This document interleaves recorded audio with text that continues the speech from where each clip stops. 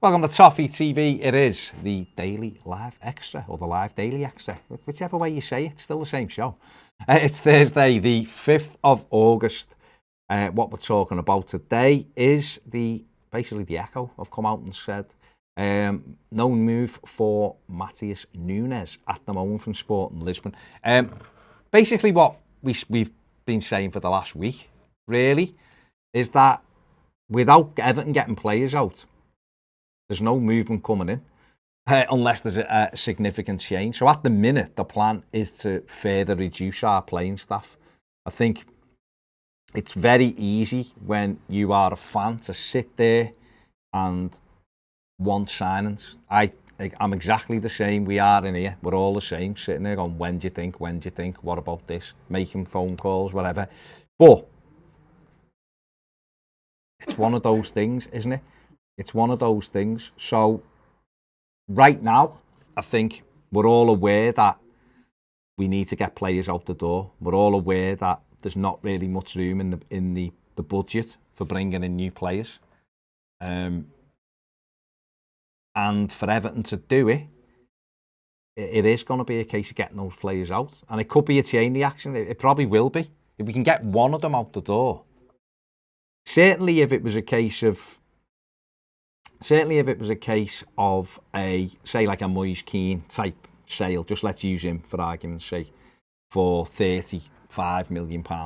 Someone like him could create 3 players coming in like that, because Everton would have the ducks in the road and they'd have cash available. They'd get money, make a profit on Moise Keane, all looks good on FFP, and off we go. James Rodriguez goes out the door. We know that that'll create a big gap in the budget as well, in terms of wages. But that's where we're up to. And that is essentially what is being reported today. So it's disappointing on one hand because you want to get the job done. You want to get these players in. We're kicking off in 9 days' time, aren't we? We're all back at Goodison in 9 days. But there you go. There you go. That's where we are. And I've seen a lot of people, there's a lot of heads falling off on Twitter. I've seen a lot of really negative Evertonians on Twitter as well. But I've said it all along. The reality will be September the 1st when the window closes. We'll know where we are then. And the second thing is, without, I can remember 2004, the summer of 2004. We just finished 17th.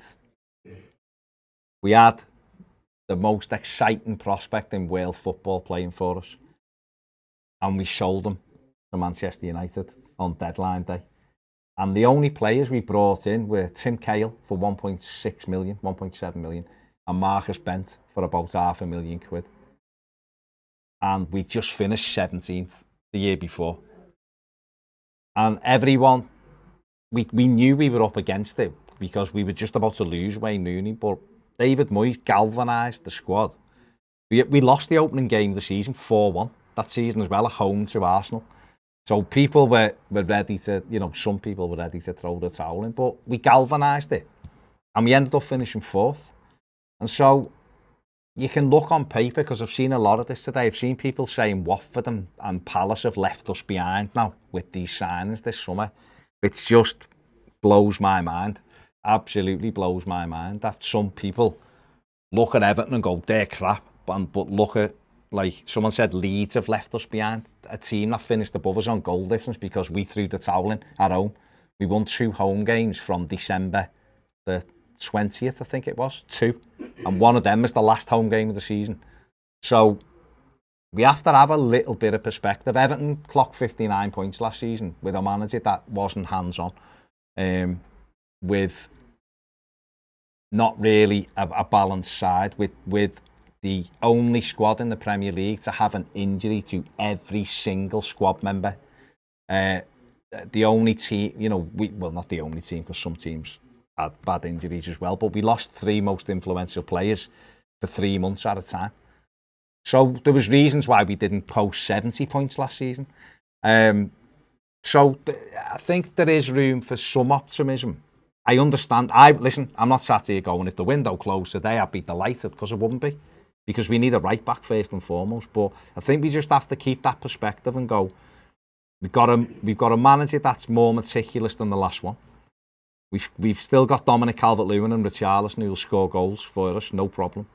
We've got a bit better balance with Damari Gray and Andros Townsend in the squad. The right back is an issue. We're not going to lie about that. We need a first choice right back. But Jean-Philippe Gbamin, if he could stay fit, will be a huge upgrade in midfield to what we were playing last season. So if you add Alan, him, and Decore. But Everton are still in the market, and there's still kind of like 3 weeks to go. So, well, 3.5 weeks. So we have to keep our powder dry. I would love Everton to get to a situation where most of our signings were in by the day we all reported back for pre-season. I would love that. Be amazing. But we're seeing teams like Manchester City, who are worlds ahead of us, to be fair, only buying their players now. And you know, Grealish is having his medical today, but it's not done yet, is it? So he'll be done tomorrow, probably. Still only a week before the season starts. Harry Kane, who they're negotiating with Spurs for, might only get done next week. You know, he plays Spurs in 10 days, don't they? City. So that deal mightn't even go through till after that game's out the way. And that's a team with endless funds. So we have to keep a little bit of perspective where we are. But I do agree, we do need better. We need some players coming in as well, without a shadow of a doubt. Let's get into some of the comments. Ned, you're not counting in at 1 when you set the stream up. Okay. Dominic and Felix said afternoon. Thomas Beckham says afternoon. Baz, would you say the Echo is reliable? The only way I see it as reliable is when Phil Kirkbride reports it. It's okay. Some stuff is nonsense that they report, but other stuff they obviously get given stuff. Of course they do. So, Kieran says afternoon. Baz, use your new Bailey. You know what, Kieran? I'm not getting attached to anyone. That's Ibrahim Sangari, Leon Bailey, and Everton have turned the nose up. Oh, and yeah, and Everton have turned the nose up at them. So just see what happens now. Oliver Makinson says hello. Ben Martin says we've become a running joke for the last 3 years now. Have we? Okay. But you're right. Leon Bailey should be a Blue right now. You're absolutely right on that, Ben. Matt says, Baz, are you concerned with the amount of football Richarlison has played in the last 2 years? Am I concerned? There's other footballers that have played just as many games as him. Don't forget, he missed 2 chunks of the season. In fact, last season, he never really got going. If you think about it. Got sent off against Liverpool, didn't he? Was out, missed over a month, come back for a bit, got injured, missed another big chunk, come back. So, yes and no. But if you manage him right and use him right and have other options, don't forget last season, particularly coming towards the end of the season, we had suppose we could have used Josh King, but for whatever reason, Carlo Ancelotti didn't want to use him. But we had games there where there was nobody to take Richarlison off for. You look around the bench and go, we could do with some fresh legs here. Who is it? There was nobody. There was like Tom Davies, or some games Fabian Delph was decided he wanted to be on the bench. Or there was kids, or there was defenders. Where you'd like to think this season there'll be either another striker, that could be Moise Keane. It could be a different striker. It could be Damari Gray some games. It could be Andros Townsend, where you can go to the Richarlison after 70 minutes, you look tired, come off, and we can replace you with someone. We never really had that luxury last season to do it. So we did play a lot of games. But we just have to manage him, Matt, won't we?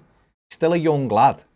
But we'll just have to manage him. Dominic Calvert-Lewin's played a lot of footy as well, but again, he's another one that missed a few games last season. So these lads are fit, but you're right, we do need options, definitely. Dominic says, already resigned to us going with what we've got this season. It's much less stressful that way. If we do bring any new faces in before the deadline, I'll treat that as a bonus, but I'm supporting my team regardless. Spot on, Dominic. And you know what? Probably the best way to do it. The best way to kind of just go, this is our squad. Is it better balanced than last season? That's the question you should ask yourself. I would say yes, it is. I would say right now, if the window's shut, we've got Moise Keane in the squad, which we didn't have for the Premier League last season. And to be honest, he would have played quite a few games last year if he'd have been with us. And we've got Jean-Philippe Gbamin fit, which we didn't have last season. We've got Andros Townsend, we've got Damari Gray, who can both play in wide areas, which we didn't really have those options last season. So right now, you would go, we're probably better balanced than we were last season. Do I want that to be the case where that's it? No, I want a right back, at least. But it's probably the best way to look at it, and then you don't get stressed. Ben says, if we let James go, that tells you our ambition. Not necessarily, Ben, not necessarily. I love James Rodriguez, and I'd rather he was in our squad than wasn't in our squad, to be honest. But if he can't do what the manager wants him to do, or he can't get himself on the pitch regularly enough, or if it means if he goes, we can bring 2 other players in that strengthen the squad, including a right back, which is what we need, then maybe that's why Everton would look at it. But if no one comes in for him, he's going to be here, isn't he? So that's the way to look at it. I'd rather he stayed, to be honest with you. But we can't keep everybody in, because I've seen people going, need to keep Moise Kean. Well, they're probably our 2 biggest assets that we're prepared to sell, that people may come in for. James Rodriguez and Moise Kean. We're not going to sell Dom. We're not going to sell Richarlison. We're not going to sell Ben Godfrey, Luca Dean. So the only real other assets who I think teams would come in for, and that's not to say other players we have in the squad aren't good players, but the only real assets I see teams coming in for are James Rodriguez or Moise Kean. So I don't think we can keep both of them. So you make your choice. If it's Moise Kean, sound, it gives us a big pot of money to go and be able to spend. If it's James Rodriguez, it creates £10 million in the wage budget, right? Just like that, by him going, just his wages. And then if we get £5-10 million fee on top of it, then that can equate to £30 million. So that's the way you have to look at it. We have to look at the whole picture now. I think what we have to do is, as fans, and we certainly have to do it as a football club, we're going to have to start looking at what the team needs rather than who's shiny. I think that's what I'm looking at it. I'm looking now and going, right, if Andros Townsend's crossing accuracy is 33% and that puts him the most accurate in the Premier League and he's free and he can help us, then sound, fair enough. The data tells me that he can do a job rather than, I like the look of him. He might be good, but he doesn't really do what we need. So, Haley says, defo don't want McNeil, Baz. Dwight McNeil is a good footballer. There's no denying it. He is a good footballer. Got a lovely left foot on him and can probably play a couple of positions. I want blister and pace. Now, I guess it depends whether Everton can go and get that blister and pace. McNeil is a good player. If Everton ended up getting him for 25 million and Benitez knew where to use him, then fine. What he can do, Dwight McNeil, and I've been saying I'd rather have runners because I would. What Dwight McNeil can do is can shoot from outside the box, puts a lovely cross into the box, can beat a man. He's just, I don't know whether he's quick enough for like a counter-attacking side, which we're going to be at times. But he is a good footballer. There's no point us going, he's not very good, because he is a good player. Celtic Vape says, can see us like the wife running around on Christmas Eve looking for the turkey. James says, afternoon, Baz. Toffee Boy says, it's going to be a hard summer. 2 or 3 years of paying Champions League prices and wages for mid-table players has cost us massively. Exactly. And this is the thing. Said this the other day. If we end up selling Moise Kean and we can bring players in, but we're still level with that sale, if that makes sense, if it equates to what we've sold Moise Kean for, then we're still at zero, aren't we? So we've still theoretically only spent 1.6 million above the zero line, if that makes sense. And if that's the case, that will have helped us big time on FFP to pull a lot of our finances into one place. Rather than us going, you know what, we're still going to spend 60 million again this summer and see how we go. We've messed it up, but the rules have also messed it up. I've seen some some Evertonians talking about Man City and saying things like, well, they're just, they're playing by the same rules. We knew this and all that. But don't forget Manchester City, and I've got nothing against City, by the way. Manchester City wasted an awful lot of money in the early days. Absolutely wasted it. They bought, with their first takeover, they bought all sorts of players who were just not very good and spent big money on it. And it didn't really work. And it was the second takeover where they got it right.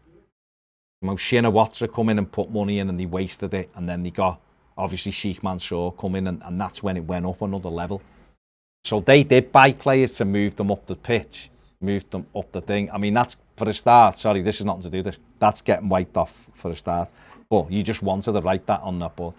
Ned's just messing around, as per. It was the Sheikh Mansour takeover that like elevated them again. But they were able to still spend money correcting mistakes that had been done. Where the way the rules are now at the Premier League, we're not able to spend money to correct the mistakes now because the league are like, no, you can't have those losses. Even though we have an owner and his mate going, well, we'll put more in, we'll give you a bit more. Where the league are going, you can't do that. Even in COVID times, which is crazy. Absolutely crazy. No fans in stadiums for 18 months. And yet the Premier League are stopping money flowing around the game. The Premier League are money could be sloshing around to other clubs. Everton might have gone to Norwich and gone, there's 25 million for Max Aarons.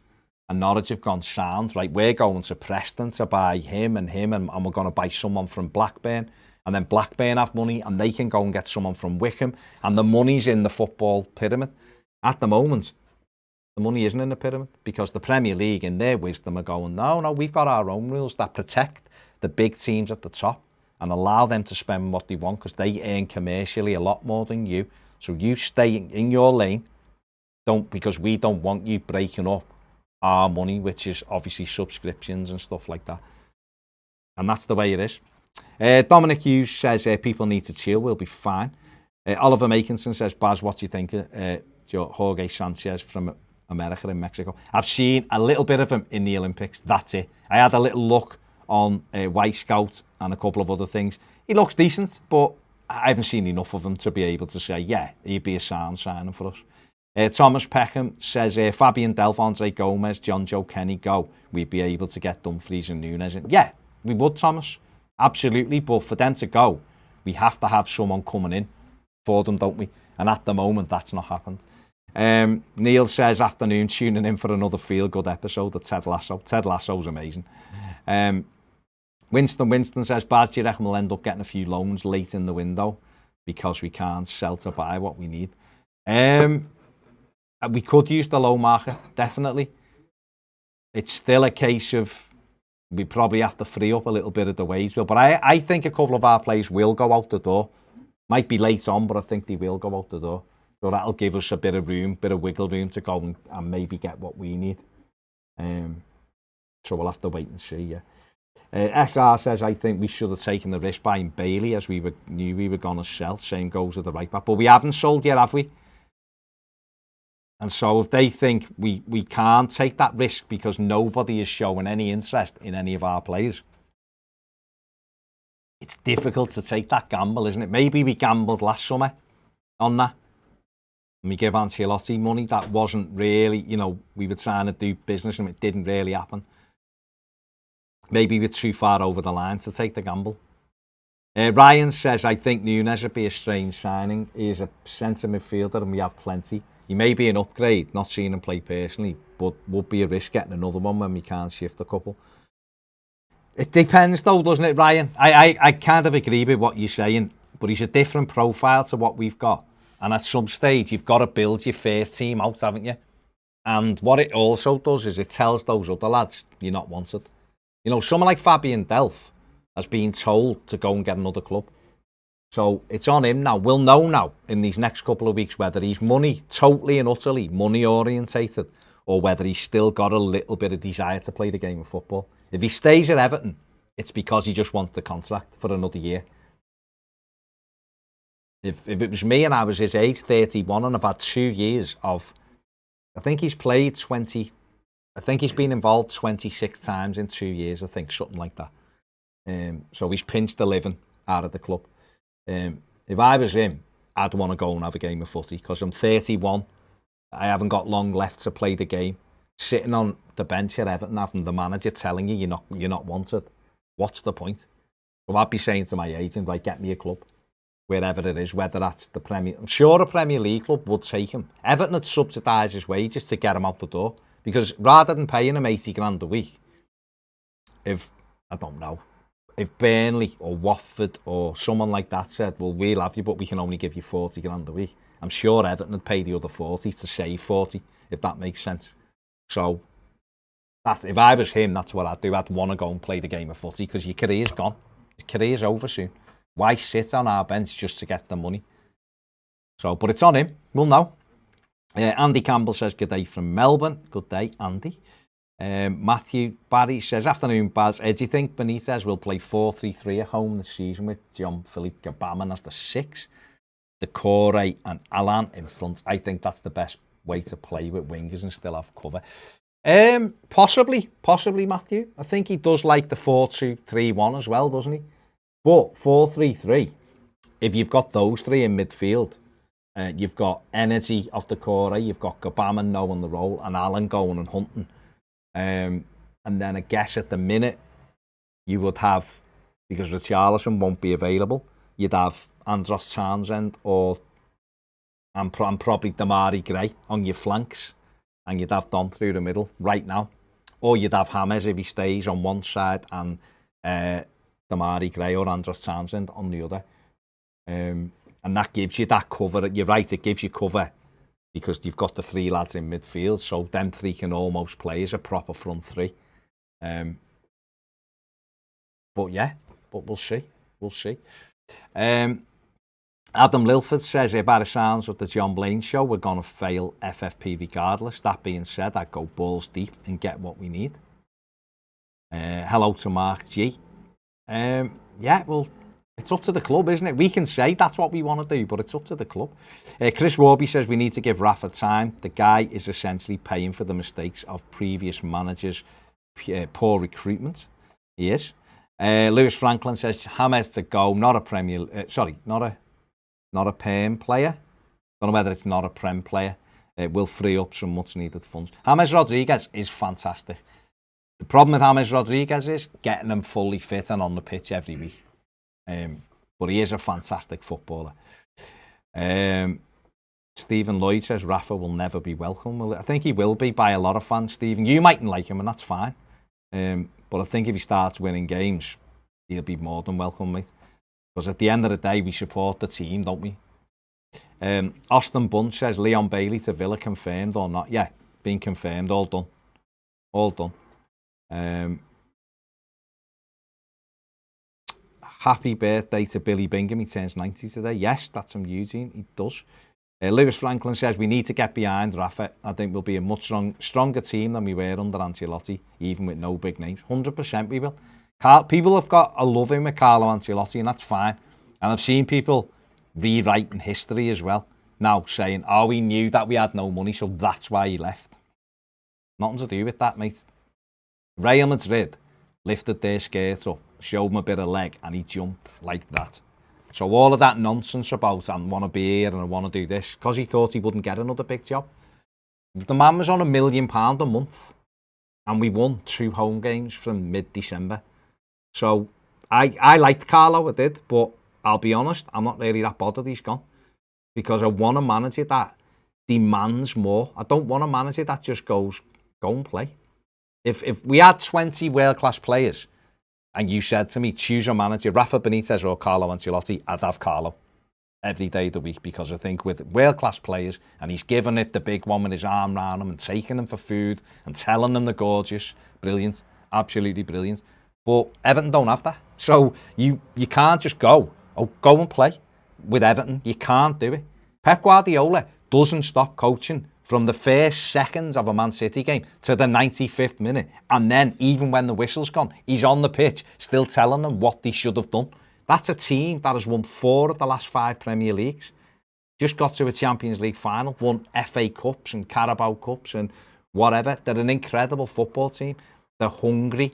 They work hard. Why did he do that? Because the manager demands that they do it. And because they buy into his methods, they win stuff and they're brilliant. We haven't got anywhere near that stuff, so we need someone to drive the players on. Carlo wasn't that man. Carlo was the man, get me better players, and I'll make it better. Sound, that's great, but football's changed. So we can't just go to him, there's another 300 million and you'll get it right, because we don't have the facilities for that big man. So we need someone who's meticulous, who's going to be on their cases, who's not going to let them get away with walking around the football pitch, because we have to be competitive. And hopefully we'll improve, which will create more revenue, which will more merchandise, which means we'll be on telly more. Sponsors might want to put more in, which means we have more disposable income to buy those better players that we all want to watch playing for Everton Football Club. But right now, these players need their arses kicking. Maybe Benitez is the right man to do it. He's certainly one of the most hard-working managers that we could have had. Time will tell whether he's good, bad or indifferent. Where are we? Kieran P says, do you think you're right? We need to be calm. Rafa will get it right. He's already addressed our balance. Nathan Hamlin says, I think we should try Dobbin over the year. Well, if Lewis Dobbin keeps doing what he's doing, he's got 10 goals in 5 pre-season games. He's got 3 hat-tricks on the run. However, and I'm not playing down his achievements because you've got to score goals. He's scored 3 hat-tricks against non-league teams, hasn't he? So he's had a big injury last season. He was out, I think, for 4 months last season. He's come back. If he continues to do what he's doing, he will train with the first team. And if he trains with the first team and does well, Benitez will put him in the squad because he's quick and bright. But it's up to Lewis now. He's done really well this pre-season. So therefore, it's about him now, building and building and building. And if he does that, I think he'll get a chance. I really do. But it's on him. We can't always blame managers if these kids aren't actually very good. It's up to them. They might be good at one level, but there's a chasm between under 23s and Premier League football. So what Lewis has got to do is deliver it at under 23 level, train with the first team, and then show when he's training with the first team that he belongs. Jarlath Trainer says, all right, Baz, I'm a bit worried we're still going to play the same boring football as last year, as it's predominantly the same squad. We still need 3+ signings, but I can't see it. I don't know. I think we've already seen in a couple of the games we're playing slightly different than we were last season. We'll have to see, won't we? We'll have to see. I can't sit here and tell you that we're going to play this unbelievable style football because I don't know. But at least we'll be playing with a game plan this season. And I think there'll be a structure. And I think there'll be an emphasis on shape and an emphasis on getting the ball forward quicker, which will be a bit more exciting. Whether ultimately it'll be exciting, I don't know, mate. But as long as we win games of football, we'll be happy, won't we, surely? K123 says, Baz, if we can only sell one player and buy one player from now, who would you like? I'd sell Holgate and buy a decent left-footed winger. Mason Holgate isn't someone I would put up for sale and go, I want him gone, because I still think there's a player in there. I think he can play in 3 positions. I still think there's a centre midfield player in there, to be honest, at 6. But I think if an offer come in for him that was decent, then yeah, maybe he would be one you'd go, we've got cover, and that enables us to get him and him. And we've got Jared Brantwaite there coming through. So maybe you could lose one of your centre-backs that way. But yeah, a left-footed right winger with a bit of pace would be lovely. A right-back, I think we need as well, though, mate. I really do.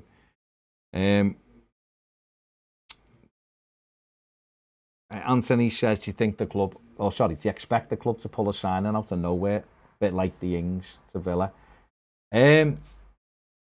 No, not at the moment anyway. And Villa probably don't have the same leaks that we have, really. People who kind of get told things, put it in the press or put it on social media or whatever, whether that's agents or whatever, or journalists. So It is difficult. Villa did well doing. I mean, he'd done it before Southampton had even confirmed he'd accepted the bid for him, which is a bit mad. But I think we need players out at this moment in time. Sean Rooney says, "Hi, Baz, horrible to miss out on Bailey, but I'm still strangely positive about this season. Hopefully we do some more business this window, but I reckon we're in a better position than we were last year." Well, we are, because the squad's in a better position. The squad's got some balance in it that it didn't have last season. I do think, and we've seen this before, the window doesn't shut for another 3.5 weeks. Roberto Martinez's first season, we went early, didn't we? We got Delafeu, Robles in, we got Aruna Coney in, £6 million, Jesus Christ, and Alcaraz, and then we done nothing. We done absolutely nothing until the final day of the transfer window, and that was a similar situation. Marouane Fellaini went to United, and that enabled us to get Gareth Barry, Romelu Lukaku, and James McCarthy. And that ended up being a catalyst for the season. So there's still 3.5 weeks. If Everton had to sell a Moise Kean or a James Rodriguez in that, or a Mason Holgate or whoever, Andre Gomez, within that time scale, that could be the catalyst that gets us 3 players in that go, you know what, all of a sudden we're in a really good position because we've strengthened the squad again. We've trimmed a big bit of the wage bill. We haven't overspent this summer. We're going to be in much better shape next summer as well. But these 3 players, with the players we've got, kicks us on. And everyone might be like, oh, you know what, we might have had a decent little start to the season, might have beat Southampton, say got a point at Leeds, won at Brighton, and all of a sudden you sat there going, we're 4th or 5th in the league, we've got these 3 signings, we're ready to, Burnley at home, we're ready to go. Who knows? You know, things can change like that, can't it? Villa ended up with Bailey and Ings yesterday. Their fans are buzzing now, but Jack Grealish is gone. So even though our fans are going, oh my God, Aston Villa have brought Buendia in and Bailey in and Danny Ings, they've also lost the reason why they're good in the first place, which is Jack Grealish. So it's a balancing act, isn't it? Are they overall better with those 3 players than they were with Jack Grealish? Possibly. Are they miles better than they are with Jack Grealish? No. If they're better, for me, they're marginally better with the 3, which means that puts them around where we are. So it doesn't put us miles behind. It puts them around where we are. But only time will tell. I remember 2017, we thought we'd had this fantastic transfer window. We bought 49 players in or something. And I remember lots of people going, Everton are dark horses for Champions League. Everton, because we finished strongly the previous season, Everton are going to do this, Everton are going to do that. We started off beating Stoke, we went to Man City and got a point and should have won the game. Went over to Split, got a great result, got through in the Europa League. Everyone was like, tell you what, these are going to have some season, look at the players they bought. 2 months later, we were in the bottom 3. So just because you've got players on paper that look like it should work, it doesn't always work. I'm not saying that Villa will do that, but I just think it's dead easy to sit back and go, oh my God, unbelievable what they've got. It's only unbelievable if it all plays out perfectly. Leon Bailey, I've wanted for 2 years. Could be incredible, could be a flop. Don't know. We don't know. I think he'll be good, but is he going to be as good for Villa as what Grealish was? No, I wouldn't say so. Not this year. Maybe over a period of time. So you have to look like that. Ings will give them goals. He will. But his knees are dodgy. So he had 2 knee injuries last season. If he gets another one, then, you know, Buendia played for Norwich and didn't do anything in the Premier League last time. They were relegated. So they're all good players. So if they keep them fit and it works, then Villa are a threat. There's no doubt about it. But, you know, I think worrying about stuff on paper, we just got to think about ourselves. We can't. But people are losing their heads over what other teams are doing. We just got to go, look, we have still got Richarlison, Dominic Calvert-Lewin, Yerry Mina, Jordan Pickford to go back into the team we've seen playing pre-season friendlies in a structure with a new manager. Let's see how it plays out. Could be good. It could be like a lot of people think it'll be, mid-table Everton. But we're mid-table anyway. So Matt Syme says, if you think Everton will somehow turn around their underwhelming transfer activity late on, then you clearly haven't been a Blue long enough.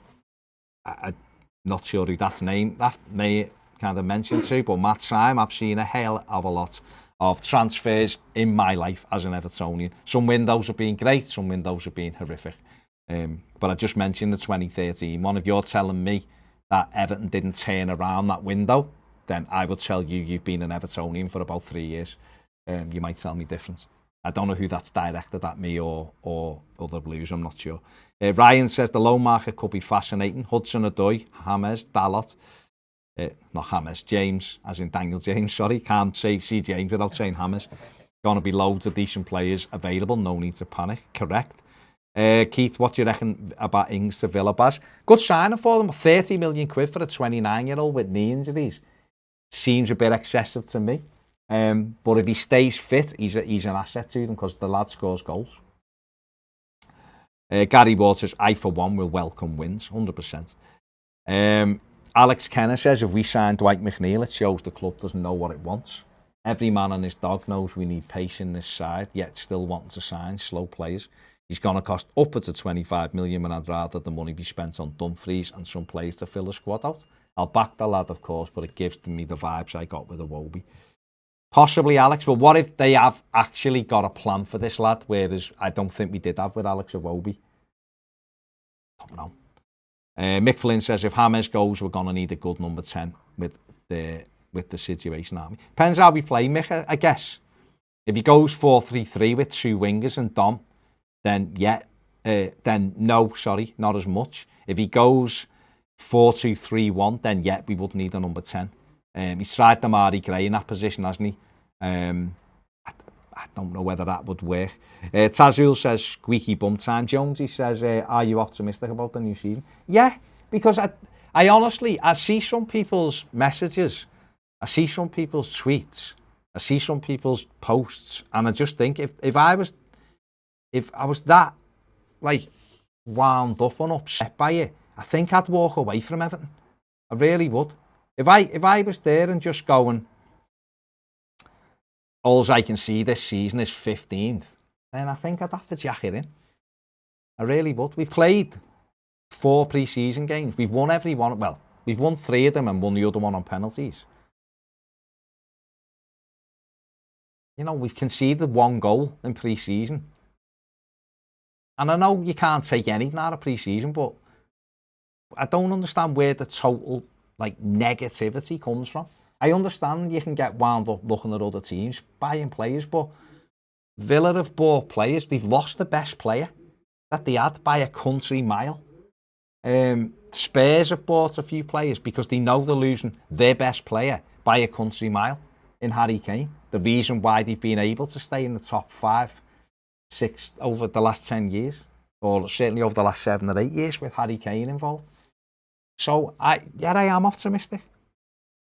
Matt says, I hope they have a 3-year plan. This window may not be exciting, but it always had to be this way because of the wage bill.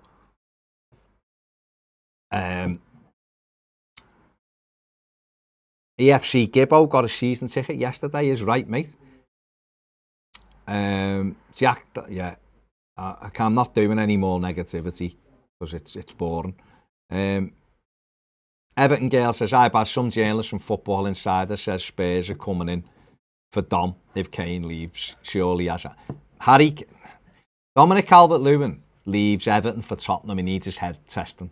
That is not an upward step. It's a sideward step for me. Dom will have his eyes on Chelsea or Manchester United, even Man City. He ain't got his eyes on Spurs. Everton aren't going to sell Dominic Calvert-Lewin, I don't think, with 2 weeks to go of the transfer window. So, Baz, any inside info from the PIV regarding no, the PIV gets his info from me, mate. But no, he's fuming, the PIV, at the moment. He's busy, to be honest. All joking aside, that he's absolutely chocker. They're flying. They're absolutely flying. The consultancy and data business is doing really well now. They're involved with so many clubs. So Andy will be moving. It wouldn't surprise me if soon Andy is employed by a football club to be their head of data or something like that, or certainly part of a data team. Won't be long. Trust me, it will not be long. He's doing brilliantly. Mark T says, hit the like button. Nice one, mate. Stephen Hartley says, good afternoon, my mates. Hope all is well. Yes, everything is all right today, mate. Okay, where are we? Right, hang on.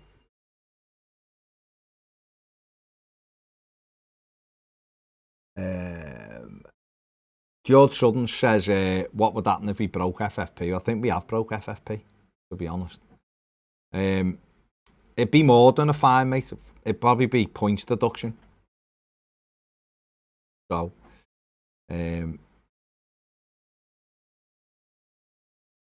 okay. Tazul would accept 85 million for Dom. Who are you buying then in 2 weeks? To replace 20 odd goals. If it was June and you'd started thinking ahead, going right, teams are going to be after Dominic Calvert-Lewin this season. Let's have a look who we can bring in and get them in early and do it. Then that's a different kettle of fish. Then you get them in for all the pre-season and you warm them up. Season kicks off next week. It's ridiculous. It'd be absolutely ridiculous to sell Dominic Calvert-Lewin next week. It'd be ridiculous. It's too late. And sell your main chief goal scorer who doesn't really want to go anyway. You can't sell him 2 weeks, 3 weeks before the window shuts. It'd be insane. You know what I mean? Liam says, no, and Everton will probably have a good season if we don't bring any players in. Yeah. Pro Dreamer says, we've got a better squad, balanced, and under Benitez will work harder. It's going to be a good season. Exactly the way to look at it. Tom Gibbons says, if Andy the pivot scout? No, he's a data analyst, but he does, well, yeah, because basically what he does the whole thing. So he scouts, but does data analysing as well, identifying players for clubs and stuff like that. Okay, where are we? Is Onyango still injured? Yeah, he's rehabilitating, but I think he's ahead of schedule, so that's good. Neil Kilburn says you got a fantasy football league. No, but we've got a new game instead of Toffee Picks, which is like fantasy football. It's going to be free to play, so it's going to be out soon. So look out for it. It'll be out next week, I think it is. We have a patron fantasy league. Oh yeah, there's a patron fantasy league and prediction league if you're a patron. Diane Smith says, Baz, have you had the vaccine? Yeah, I'm double jabbed, Diane. Had it. Sound. All good. Because that's one of the things that's come out today, isn't it? You're going to need a COVID pass or a clear PCR test, get a negative test to get in the game. And it wouldn't surprise me if it goes to COVID passports in September, October. You're going to need, I think the way the governments are looking, I think you're going to need to be double jabbed to go to the game. Brighton have come out today and said people without negative PCR tests aren't getting in the game when Everton go there. And every club's expected to follow suit. So everyone just needs to be aware of that next week to make sure you've had a COVID test the day before the game, 24 hours before, or you're not going to be, you're not going to be able to get in. Ben Ellis says, excited to see a more hands-on manager get his hands on this squad manager who won't suffer fools. Yeah, definitely. Brad Hughes says, we're in a much better position now than what we were last season. Gabamon is like a new signer. Well, he is a new signer, isn't he? Because he's played, accumulatively, he's played less than 2 games for Everton in the Premier League. So he is a new signing. Tazul says no to COVID passport. It doesn't matter what you think, mate. If the government decide that that's what it is, that's what will come in. I'm not saying that's what they should do. I'm saying I think that's what it may go to. It might not, but I think that may be the way it goes. James has had his second jab today. I'm a bit sore, but to be expected. Yeah. To be honest, my arm was sore after the first one, and it was fine after the second one, really. Peter Anthony says, where have all the training photos been this week? Yeah, I thought that as well. There's been nothing, have they? Haven't put anything up. So maybe they're doing the more tactical stuff this week, and he doesn't want. He had the thing, didn't he, yesterday? They had all the... Yeah, they had the media day yesterday. So, we'll see. Right, last refresh on Patreon, and then we are done. Don't forget, subscribe to the Footy Show channel, where we do general football. That's going really well. We have at least one show a week, if not two. It'll be two when the season kicks off. They'll probably both be live as well. So give that a little subscribe. Make sure, hit the like button. Because it takes you a second, and we really appreciate it. It helps the channel. If you like us doing this, show us by hitting the like button. If you don't, that's fine. We just won't do it. It's sad. But we will be here every day during the transfer window. We'll probably, once the window shuts, won't be doing this show anymore until January, unless we do the odd one a week. Basically, because we don't get enough likes. So there you go. You've got to throw it out there, haven't you? You've got to throw it out for a laugh. What would be a good season, says Chris Davies. A good season would be European qualification. It would be. That's got to be the aim. We were a win off it last season, so it's got to be the aim. But progress and playing good football with a structure would be good. But we've got to aim for stuff. Richarlison, I don't know, in the final tomorrow, and then it's how long. The club might give him 2 weeks off then, which means he won't be due back, which means we might see him for the Brighton game, maybe. And then there's an international break again, then he goes away again with Brazil. So maybe it'll be Burnley before we first see him. Stephen Williams says, I think the negativity comes from years of mediocrity. However, it doesn't excuse the boomers who really don't have a clue. Yeah. Dylan says, rather watch Benitez screaming at players on the pitch than Ancelotti with one eyebrow raised, not saying a word.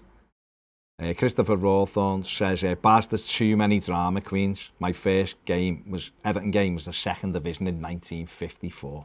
It's right, Chris. You'll have seen it all then, mate, won't you? The great times, the terrible times, the unbelievable times. So there. Mick's got it. If you got it, Mick, yeah, off Discord is right. Right, listen, thanks very much for everyone who joined us. Take it easy. Make sure you give the video a thumbs up. Subscribe if you haven't. And we will see you tomorrow. Peace.